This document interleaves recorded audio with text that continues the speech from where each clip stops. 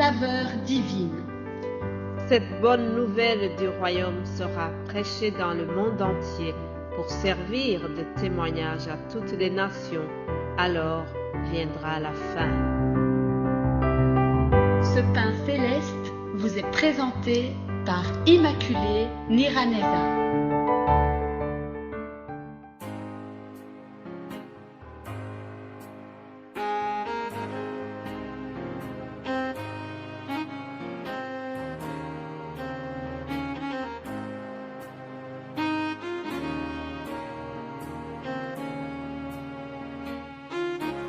Bienvenue très chers amis à l'écoute de cette émission. Que le nom de l'Éternel soit loué. Je le remercie parce qu'il me fait vivre ce dernier jour du mois de janvier. C'est vraiment par la grâce. Je n'ai pas été plus correcte que tous les autres qui sont déjà partis.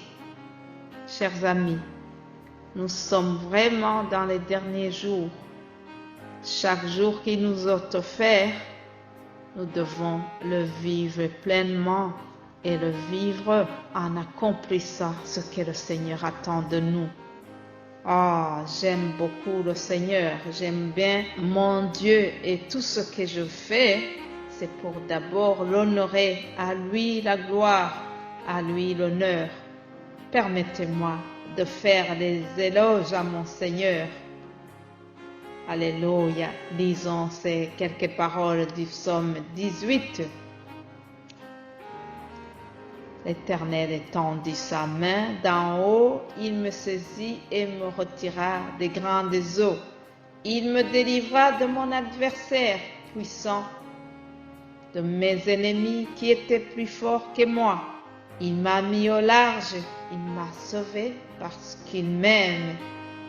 Il rend mes pieds semblables à ceux des biches, alléluia, et me place sur les lieux élevés.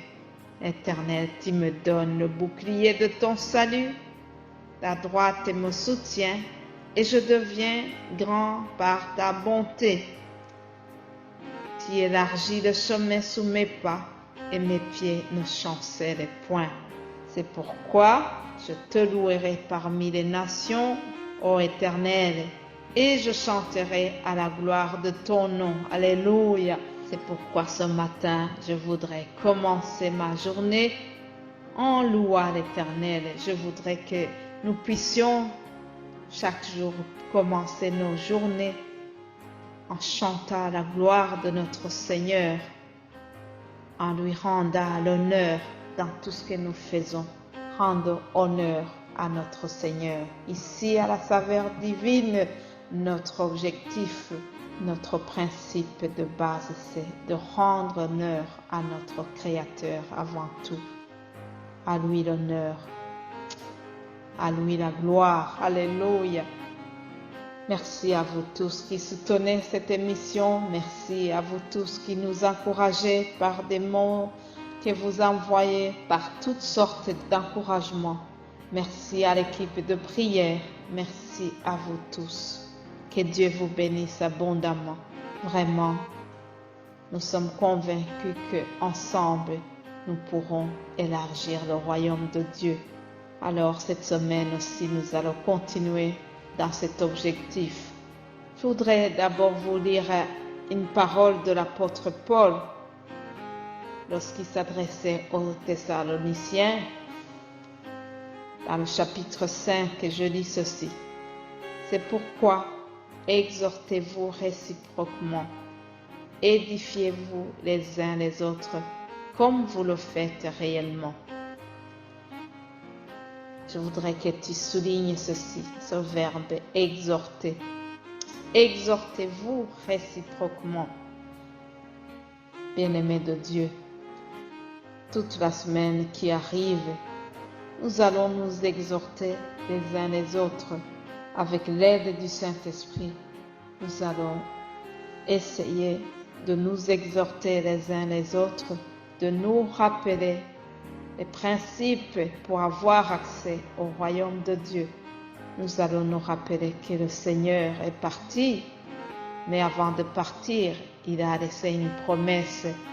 Il a donné une promesse Il a dit qu'il allait nous préparer une place. Oui, le Seigneur Jésus-Christ est assis à la droite du Père, mais aussi il nous prépare des places.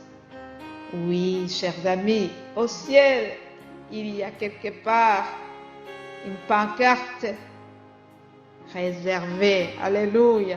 Parfois, vous entrez dans une salle de réunion et vous trouvez des pancartes sur les bancs, les chaises, où il est indiqué « Attention, réservé ». Ah oui, chers amis, il y a des places qui nous sont réservées au ciel. Je prie que rien au monde ne puisse t'empêcher de regagner ta place qui t'est réservée. Regagner la place que le Seigneur nous a réservée au ciel. Lisons 2 Pierre, chapitre 3, au verset 9. Le Seigneur ne tarde pas l'accomplissement de la promesse, comme quelques-uns le croient, mais il use de patience envers vous, ne voulant pas qu'aucun périsse, mais voulant que tous arrivent à la repentance. Alléluia. Le Seigneur ne veut pas que tu périsses.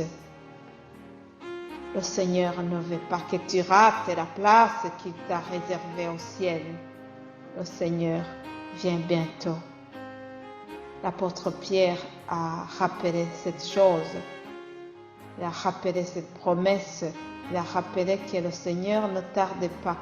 Parce que, à cette époque, beaucoup de gens, il y avait des faux docteurs, des faux prophètes, des faux prédicateurs qui enseignaient selon le désir de leur chair, qui donnaient des messages faux et surtout qui répandaient des rumeurs, des mensonges, comme quoi le Seigneur ne reviendra pas.